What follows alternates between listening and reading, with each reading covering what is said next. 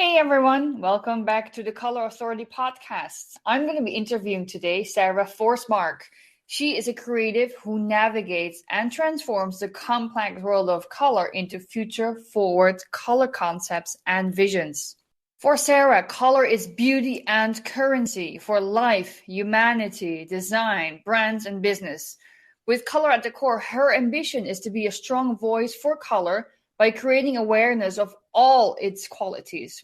Now, as a creator of aesthetic experiences, she shapes meaningful connections between brand, culture, and its audiences.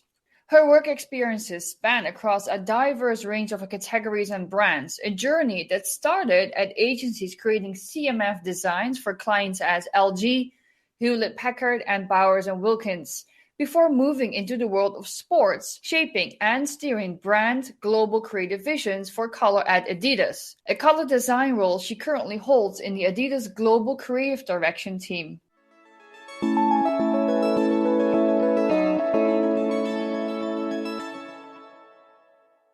Welcome to the Color Authority, Sara. How are you today? I'm very well, thank you.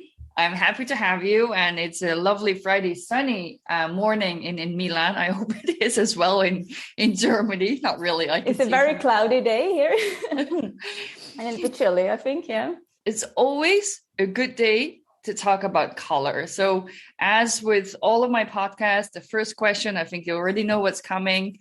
Sara, what is color to you? Color is everything. I mean, color is so big. It's so many different ways we can view color, right? And it's also very, very complex. And I think it's for me, it's about beauty. From a professional point of view, it's kind of a currency. I like to call it a currency. I think it's like color can make you happy, it can make you sad.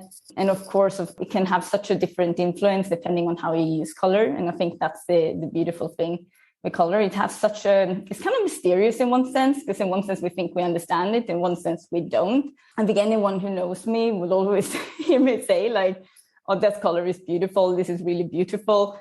And I think that is a word I've probably used the most in my professional career, in my life. Yeah, talking about your professional career, it's been quite a long time you've been working in color.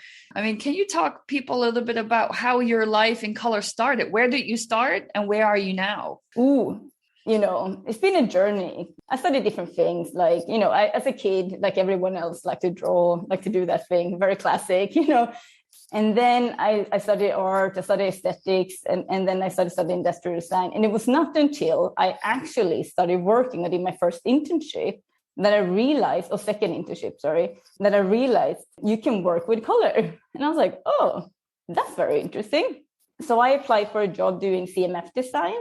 And that's kind of where it started. And I think like, it's been a journey. I don't know. It's more than 10 plus years, right? So, and started with CMF and then you kind of move on forward and then you realize you can actually work just with color, and it doesn't exclude any of the other part, of course, but just having color as a profession, it's just a privilege, right? And I think like, it's been a really big journey. I mean, if I look at where it started with CMF going to where I am now, I also started within agencies, and now I work for a big brand at Adidas.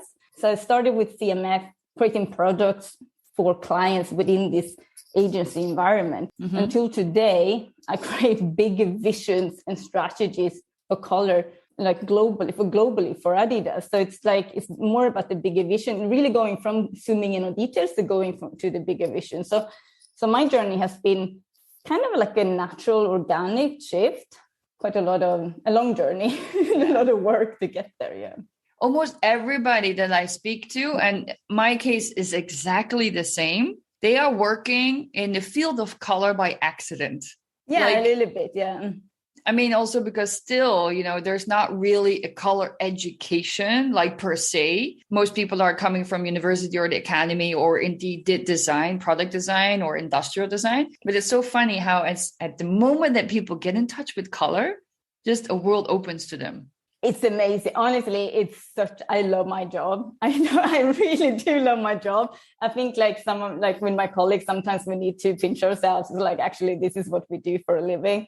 And to say it actually comes like an accident. And the beautiful thing with color, when I say it's everything, you can never stop learning. You will never stop learning. And I think this is like not every day maybe, but like, we keep on learning. And I think like, even if I think just looking back a month ago, I know a lot of new stuff today about color that I didn't know a month ago. And I think there's so many different ways of looking at color as well, especially when you work with it. I mean, in one sense, it's looking at it from an aesthetic point of view, and like maybe also looking like, how color interact, like from a brand point of view, it also comes in there. And it's also very subjective colors, so it can be very challenging in the conversation as well. It's a topic where you never stop really, you don't stop learning, you don't stop being challenged, which is good. And it can be also very frustrating, of course, but... Yeah. So when you talk about, so you went for, let's say, a smaller vision, product color vision, you went to a very big global vision. Then also you went from, let's say, product as in, and as what I had understood, a lot of consumer goods, yes, but also electronics. And now you're working for the sports performance. How is that difference doing color? How is it different? Or what are different challenges, for example?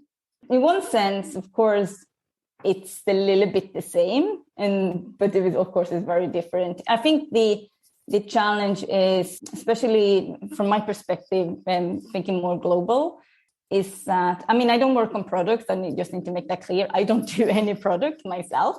There's so many different angles. Like we do performance, but then it's also lifestyle. And everything we do needs to fit into that. And there's a depth of color across ranges, collections, across seasons and markets.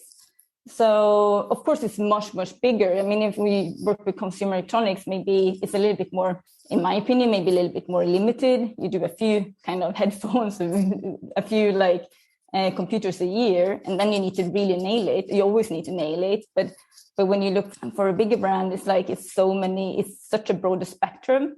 And of course, apparel and footwear and accessories and everything around that, it's a little bit different, and it really comes with other challenges. But it still needs to fit, because it's a brand and there is a vision and you work on that color vision. So you can't have accessories completely doing their own thing and the other way around. I mean, it's one brand. So it all needs to look in the same language, and color is a language in the end. Absolutely. And I mean, it's always like, where do things need to sit together, or where don't they? I mean, you can't have everything look the same. I mean, that's impossible, right? But they just need to work together, and it just needs to make sense together. And I think that's really important. And I think it's like, especially, of course, there's a little bit more challenge when you look at it so broadly, is to have it and really come across as one brand. And that's always going to be a challenge, because there's so many different people, so many different teams, and so many different markets, and so many so it's always a little bit of a challenge. So it's really about holding, what is it that really needs to hold it together. And of course, it's different things. One thing is the bigger brand, and one thing is for certain moment, certain cultural moment, for certain sports moment. I mean, I'm not part of everything this brand do, but some of it I am. And in one sense, the team I'm working in some sense, anything that has to do with color comes through this team at some sense, at some point. So we're very connected within the brand, for sure. That's good. Yeah, because it must not be easy to maintain a global color vision, and also first of all, reaching a global color vision and then maintaining it. And indeed, like I said, there's a lot of opinion about color. We talked about being very color opinioned before we started our talk. That's not easy when you work for a bigger brand. There's compromises to be made constantly. Absolutely. Yeah, it's a lot of opinions, but I also think I think it's also when you work for a big brand, we do a lot of creative work. And we work a lot with insights as well. And it's a lot of topics we cover. But one big topic is really supporting the teams. It's not that we give a vision, hand it over, and then it's done, right? So we constantly need to work with the creative leaders and creative teams to make that vision come to life, right? Where it needs to land. It's really about focusing, what do we want to own and land and where? And then we work with them to make that happen, right? How important are trends for the brand? I mean, trends, I think trends, I can struggle a little bit with the word trends sometimes. But directions, let's call them directions. No, but trends, of course, but for anyone, things are shifting and changing always, right? And we need to be always aware of it. And, we do a lot of insights. It's super, super important. I think like really focus on insights and different types of insights. For us, it's really, we focus a lot on bigger macro shifts and changes and how that will impact us. I mean, it's fantastic working for a big brand because there's a lot of teams doing a lot of stuff. So we have a team, it's called Culture and Insights team, that kind of bringing in that bigger macro perspective. But then we're also looking at what is shifting or changing aesthetically as well. Who are the disruptors? What is driving change? But also what is shifting or changing within sport, right, in general. So it's really important to keep that in mind. But of course, it's also like, if you really want to stand for something, you can't just jump on trends, right? So you need to also like integrate with the heritage of the brand. What do we want to stand for as a brand, or what are we standing for as a brand already? So it's really like incorporating this kind of the bigger picture with our kind of the core of what we are, right? Yeah, you need to nitpick a little bit about what's happening generally and understand what will fit the Adidas big heritage brand, and what just is better to just leave aside because it's not part of what you stand for. Yeah, exactly. It's a lot of things to think of. Mm-hmm. and it's really, really interesting. And also, like, as I say, like it's about sense making and contextualize like the bigger things and what actually is relevant for us. What is relevant for us now, what could be relevant for us in the future, right? So just looking at the bigger picture shifts, like we do know COVID, of course, like impacted people. And there's a war, like how will that impact the planet? Like there's a lot of things that are shifting and changing that will, like the people maybe don't think about, it will influence color, but it does, like a lot. Then there is this idea around close to market, right? So what is shifting and changing a little bit closer in time? And then maybe like sometimes maybe, we do jump on certain things because it's kind of necessary to just keep in loop. But even like whatever trends we want to follow, it needs to really sit with that core of what we stand for and what we want to say. Yeah. The messaging needs to be correct, at least. Absolutely. Yeah. Mm-hmm. How important is, because obviously we talk about color, we talk about creativity, but how important is science for color? And I know, at the very base of color theory, color science, there is science. But generally, how do you, for example, in your work, fuse the two, the scientific part and then the creative part when you build on your color visions? So one thing is like, what's very interesting working for a performance brand, one thing that's really important is visibility. So that is like, so what does visibility mean and how do you create that? So sometimes it can be, is it about a shade? And is it about an application of a color? Is it about a proportion of color, for example? So those things are like, you say like the science, I think it's also about theory, right? But also if you think about it, like from a perspective if you look at the eye, certain colors, people, like we do know there's two cones of the eye, right? That kind of reads green. And that's why green is the most visible color for the human eye.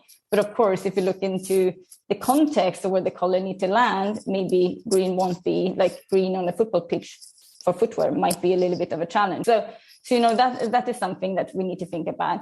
But then it's also like this idea around science. If you think about what can you actually do with color? Because we can talk about color like as a singularity, but it also needs to live with something. What color can we achieve on our materials? Like, especially for apparel, this is very much of an apparel topic. Not every color works with every material or material blend. So then we also need to be conscious of what can we actually create and what can we not create, and what, like, for example, a lot of bright colors, the luminous colors, they work on polyester, but maybe not on cotton, right? So this is also another side of the science of color that we really need to take into consideration when we create our palettes and select our shades. Yeah. And then when we talked a couple of times about color in the past. I mean, I think we've known each other now for a couple of years, and especially that difficulty for colors for a global market. I think we all know color psychology wise, blue is the most liked color. Yellow is the one that people just literally have greater difficulties incorporating. How do you do that for such a big brand, but also the multiple other brands that obviously are part of that big picture? I mean, it's a tough job. You have a tough job. It's a challenge. It's a challenge for sure. But, it goes back to a little bit like one thing is like, what do we want to stand for and what do we think is important? So I think sometimes it's also like, it goes back to like the idea around trend. You can't please everything. It's like you need to consolidate like what is really important for us. Of course, there are certain things. I mean, if we look at like 3 big markets, like North America, Europe, and maybe Asia focus like maybe a little bit more on China, it's very, very different, like Europe has it now. I'm very generalizing here. So Europe maybe has a tendency to be a little bit more sophisticated. Like in the North America, we know collegiate colors, especially for sport, is super, super important, right? In China, things are shifting and changing so rapidly on what is important. It's super hard to keep up. And if I talk to my colleagues on that side, they're like, we don't know, because what was 6 months ago is not the same thing now, so it can be very, very different. And of course, then you have maybe like, if you look at the neighbor country, like Japan, for example, is quite stable, what they kind of adhere to. I think it's also like this idea around what do people want? I mean, some cultures, for example, especially for women, they don't want to have color close to the body that maybe makes them look more tan. So they want to look pale. Maybe like, I mean, I'm Swedish. Swedes like to look tan, so they prefer maybe something like that can help them look tan. So so do the Dutch, but the Japanese don't. The Japanese don't. No, exactly the same there. So it's like so that is always a challenge. And for us, I think it's very much about having a spectrum of colors and providing a spectrum of color. We have great people and great teams of creatives and experts that can help guide and facilitate that to work and curate that into the markets. It is a challenge, but I think it's also sometimes it becomes maybe more of a challenge when you're trying to solve everything yourself. And it's impossible to do that. I mean, I work in a very, very small team, and we all at the moment work in Germany. Like it's impossible for us to have the answers for everything. But it's also very interesting, because you learn a lot. And like, as we say, like trends, especially like cultural trends, there might be things that are happening somewhere on one market that influence just that market, but not another market. It's a constant of learning and growing and looking at things from different perspectives. Yeah, I think that makes it interesting and it makes it moving and flowing. And I love the whole cultural aspect of color.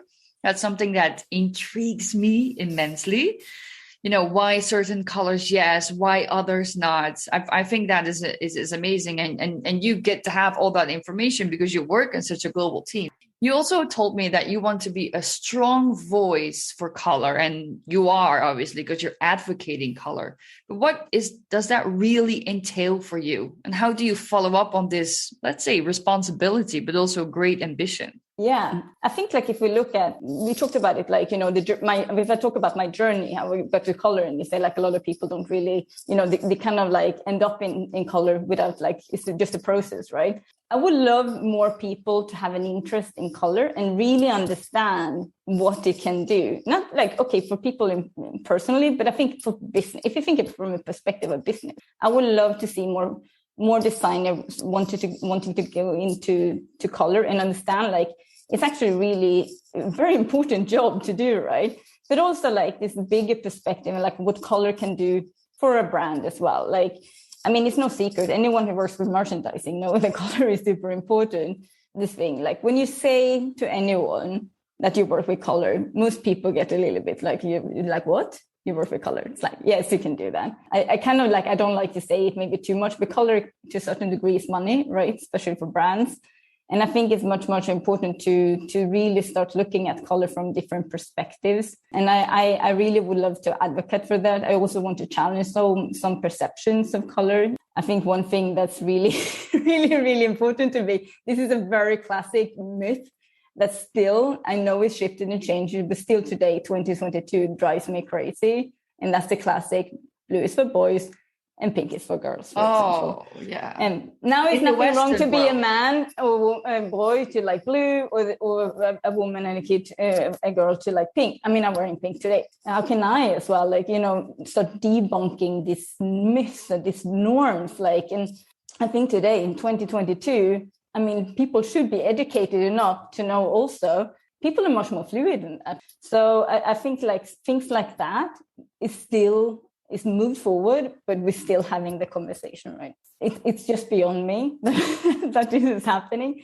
I think we need to just talk about color in a different way, and just as I said, like just challenge people what color could be. Yeah. How do you think our work as color designers, both being color designers, how do you think being color designer is different from a product design? Because I still feel that when you do product design or industrial design, color is not always taken into account straight away. It's not, and it's a big, big problem. I mean, I think color needs to be part of the process from the beginning. I do think if you want to be a good product designer, you need to know a little bit about color. You don't need to know all the technicalities all the time, maybe. But I think you need to understand that when you create something that's going to be, let's say footwear is a very good example. So you do a piece of like you said, footwear. And then, you're going to have 10 different colorways or something, but there's nowhere to attach color to it. Like where you do, like, how can you do, it's going to have like one color midsole and maybe another upper, what do you do? So I think like product designers should have an understanding and really incorporate like what do you block and what do you not block. I do think like from a color perspective, I think color designers also need to understand product. I think like any designer needs to know the material they're working with and know what you can achieve and not can achieve and understand the limitations of that. Of course, the roles are different, but at the same time, they do sit together. And I think that's where they need to kind of merge a little bit more. I think it's about collaboration. I don't think everyone needs to be an expert on everything, but I do think it's very much about how people work together to make anything come to life. Yeah, true. Very often there is this gap between, oh, I love these colors, can we incorporate those? And then on the given material, that just sometimes is just literally impossible. I mean, I've had people come to me with colors and then they tell me what their product they're having or what material they're working. I'm like, how am I going to explain this? Exactly. And it's like, no, you can't do that. I don't know. I think it's like, if you want to be an expert on any job, you need to know what will influence that job. Maybe product designer, you need to understand what will influence that product. And if you're a color designer, you need to understand what will influence a product, but also what will influence that product in different contexts. And I think that's where we're missing sometimes. Not everyone can be a color expert. It's actually, color is really challenging. And like to be a really good color designer, you really need to work on it. I think a lot of people think like, I like mixing colors. I like mixing colors. Or like, I like coloring up stuff, so I can do this. And yes, they can, but you also need to look at it in a bigger perspective. Yeah. I think generally we both agree on, we'd like to see more people working in color, generally. I think there's a great need. There's a lot of information, misinformation. I mean, it's not just about what the West thinks about the blues and the pinks for boys and girls. There's a lot of misinformation about color in general. Also within the design world. So there's a lot of what you say, debunking to be done. And it would be great to get more people into color. And it's true that when you tell me like, oh, when I tell people I work in color, I still get the same face still each and every day. They're like, how can you just work with one topic? And then when I explain what the topic entails, they'd be like, oh, okay. It is. I mean, I think it's also like what a color designer do. And of course, it's different for different teams. But if I look at my job, what I do, and I've touched a little bit on that before, it's so much.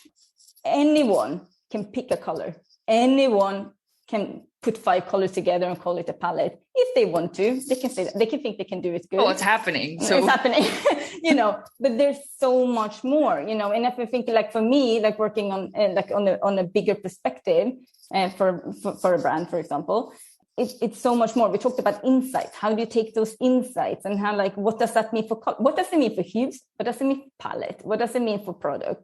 How can we challenge expression of color? Because like in the end of the day, the color wheel is quite limited. It's like thousands of hues. If you're smart about color, you can have one color over and over again, but what you match it with can shift and change. And you can kind of reiterate and iterate. What kind of scale? Where do you put it? So like, and how do you show that expression? You can explore this, but how do you get other people to understand what you want to say? So it's also this thing like, but how do you visualize color? Where does it go? It's not about just making pretty mood boards, right? Definitely not in my industry. You need to understand, like, make it relevant for the brand within the context you want to say, like in the combination with an expression. Maybe it's a pattern and print, it's engineered, footwear versus apparel. And then it's very much about curating and storytelling. I mean, storytelling is a big part of the job we do. And of course, it's part of any design job. But I do feel sometimes the role of color and color design incorporates so many different things that many people, they just don't understand. I don't understand everything everywhere. I know my industry and I have experience from another industry, but then it's a whole different world of color that I'm not an expert of. Like the painting industry, for interior design, like I have a friend who's renovating her flat and she always asks me questions and I'm like, I don't know. I don't know. So it's like, so I think like, just because this is what I'm saying, like you can keep on learning. There's so many areas of it. Or like a classic question is also, what will be the trendiest color next year? And I was like, what do you want me to say? If you are, I can tell you yellow, but I'm not sure if yellow is going to fit you, Yeah. There's so much behind it. And I think right now, color is a hot topic. Everybody's jumping onto it.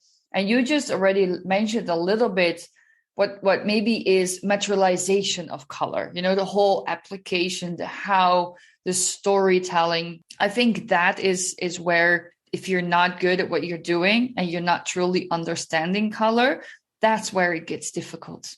Absolutely. I mean, without materials, the color really exists. Like sometimes it's like you need something to adhere it to, right? Or a shape and a form and a materialization. And I think you need to really, really understand that. And it is so, so complex. I also know I have had a naive approach. We all have been there, at some point in our career. And then it's like, but what can you, as you say, what can you really do? And I think with certain things, it's like, if you talk about like recycling something, maybe you need to rethink what color would mean for a recycled product. If you certain things in recycle, there was this period when everything had this kind of recycled look, for example, and you need to because it was trendy to go like that. I think it's also like it will change your color. You can't expect to have recycle something, but then you want to have it in so many different colors because that might not be possible. Another thing is also we need to understand that color are perceived differently depending on texture. Is it matte? Is it shiny? And things like that. I think you can do so many beautiful things with one color. You just need to materialize it across. You can have the same color across so many different things, but it can look so different. So I think you really need to understand that. Yeah, it's a dynamic topic. It's a dynamic product, and you can make it work at your best in any given product. In our past conversations, we also talked about the importance of playing up color, which is, I think, is already what we're talking about a little bit. But also when it comes to pattern and print, it's graphics, pattern print. It's also not a new way of doing color, but it's definitely up and running. Can you talk a little bit about how you are working within this field and how you're connecting, those worlds? I think when it comes to pattern print graphics, I think you need to look at it as a whole with where it goes on, and what it sits with. Pattern print, for example, for apparel, it's if I speak about apparel, because it's quite a popular topic around apparel, it's very much about, you can really dimensionalize also one another thing. That's actually adding an extra layer, right? But you can really dimensionalize and you can really play up color in a certain way that maybe you can't do within a material. I think you can also add, it was so interesting with expressions, but I think you can layer colors. It's different. How do you print it? Pattern print and graphics is super important for color, right? You can't detach that from anything else you do with color, right? So it's the same thing we talked about product designers. It was a difference. And you forget that you need to also with graphics, you need to have color in consideration from the beginning. Honestly, it's just the same thing. And just be aware how graphics and pattern print can really help to enhance a product, but it can also absolutely kill it. So if you don't do it right. And I think I think it's interesting with pattern and print and all this thing is don't add things when you don't have to add it either. I think sometimes especially from this is my opinion, but sometimes I feel like designers have a tendency to add stuff because they like it, but it doesn't make sense for what they're creating it for, right?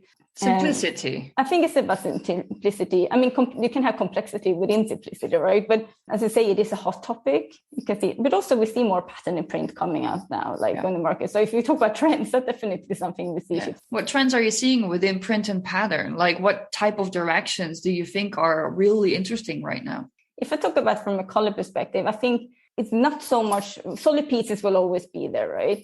But I do see boldness in big print, small print, multicolor, bright, toned down color is really mixed. I just think it's like this kind of very joyous and happy. And I think I love it. You know, one thing I think we can talk about pattern print, but it's also about color blocking. We see a lot of color blocking. It's not about how you block always, it's also how you block what colors and textures. You can, as we talked before, you can block textures and color. And I think it's just becoming a little bit more of it. I think there was a time a couple of years ago, maybe before COVID, it was quite becoming a little bit dull, I would say. And I feel like now there's so much have happened in the last couple of years. And I think that people get much more expressive. And we can see that the pattern and print becoming more expressive, just place graphics is becoming more expressive. I always admire really good graphic designers. Anyone who's a good graphic designer, I think a good graphic designer, if anyone knows color, a good graphic designer will know color, right? Within their area of expertise. And it can really help and enhance whatever they are doing. I think like going back, I think like a graphic designer should be a color designer equally as much. Yeah.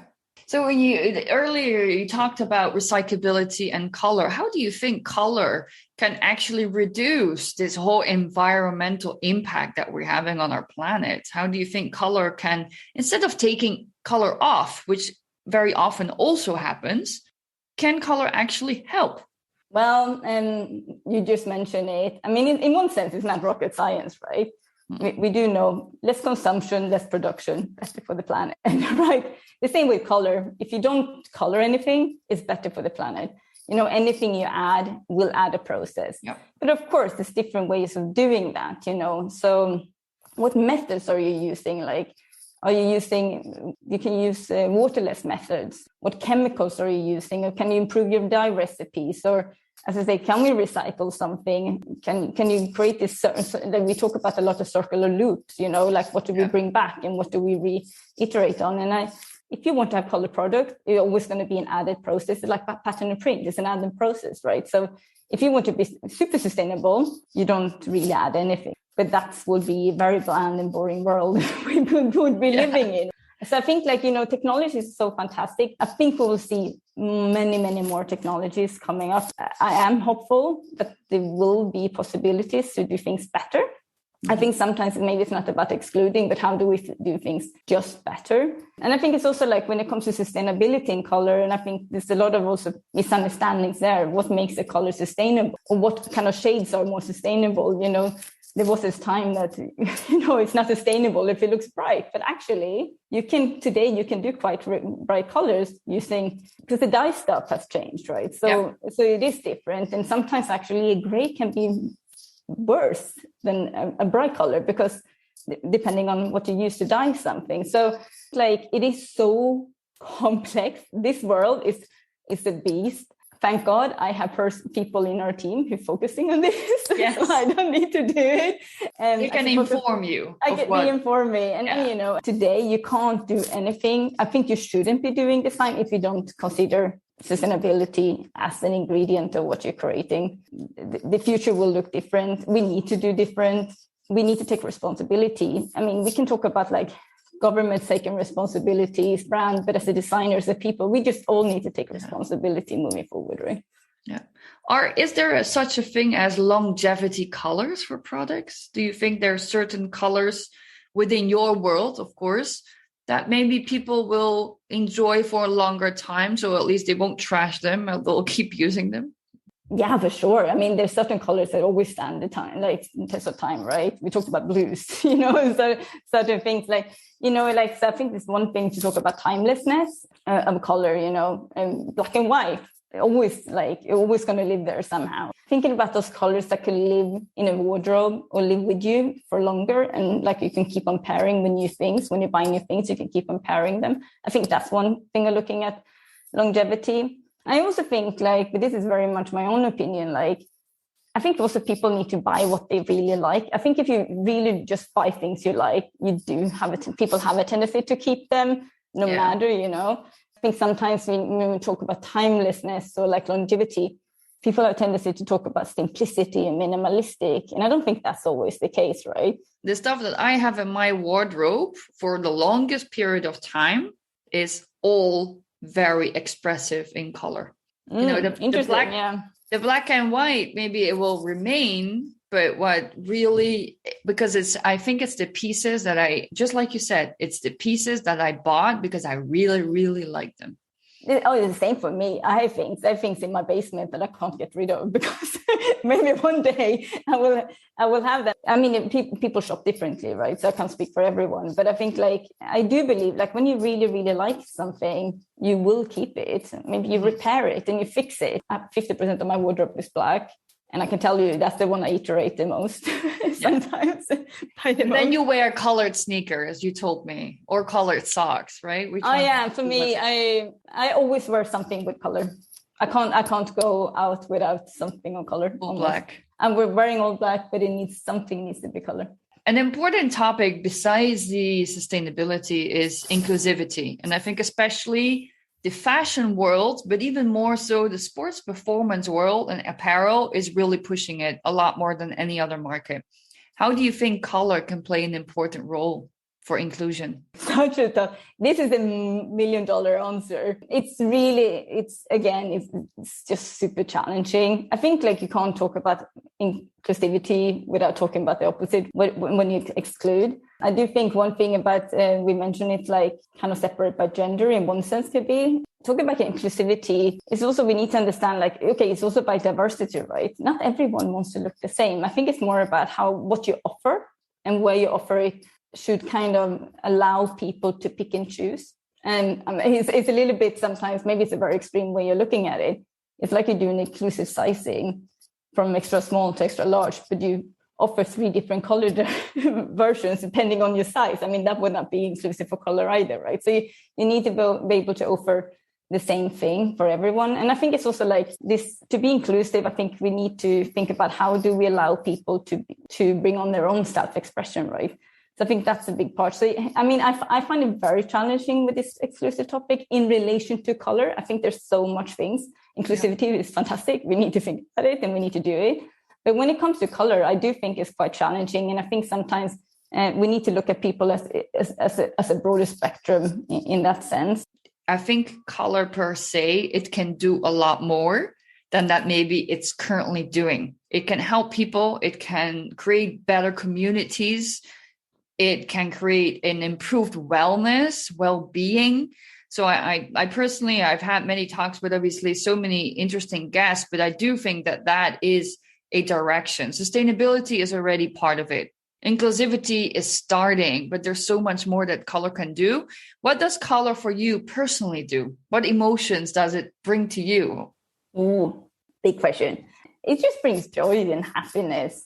I think sometimes when I look at color, when I think about color is really much about self-expression. As you say, what you wear, how's your house, like, and everything like that. But I do think like color for me, I think there's 2 things that really, it's like about beauty, right? I said about beauty. Like when I really like something, it's like this moment when everything stops. When you see something beautiful, it's like the moment when everything stops. It's a little bit like when you fall in love and you can only see the person you're in love with because nothing else matters, right? For me, it's a little bit the same thing. Like when I look at something that's beautiful. But same time, it can also be the complete opposite. It's like when you're walking in nature and you see beautiful pink sky that also open up the world and like you see the world so much bigger. And I think it's those moments how you create that emotion of like being in the moment or realize you're actually just a small piece of this big planet we're living on. So I think like for me, that's a little bit, it just like absorbs my energy. And I feel like, in a good way. Like I feel very grounded. So I think that's like the energy of feeling grounded. Color really can help me to do that. And also makes me joy. It can make me laugh and make me happy, right? Like anyone else. Well, that's not a little thing. That's a big thing, If anything was possible today, what would you be? What would you be doing? I don't want to sound like really boring now, but I would probably do what I do. I just love working with color, and I would love to explore it much further. For me, in the future, of course, I would love to explore other industries, for sure. I think this is a question you need to kick out. Or maybe keep in, because this is going to make people realize how joyful it is to work with color. Yeah, it's very true. If we both would never change, because that is also my opinion. I mean, what better business card is that to those who are now in school, or deciding what is their future direction? I would love to get into the areas. Maybe I want to understand merchandising a little bit more. There are certain areas, and I find it like, brand design is super interesting when you start thinking of color in those kind of contexts. I think like that is something I would want to dig deeper into. I just want to expand on my knowledge. And then to do that, you need to explore different areas and you need to kind of move forward. So, I mean, if you really want to know what I want to do, I want to live by the beach and have a pina colada. I don't drink a pina colada, just a cold beer is fine. Sounds like a good plan. And now that spring is coming, I think everybody wants to be doing that. Yeah. But this was a great conversation, Sara. I'm so thankful for talking to you on this Friday morning.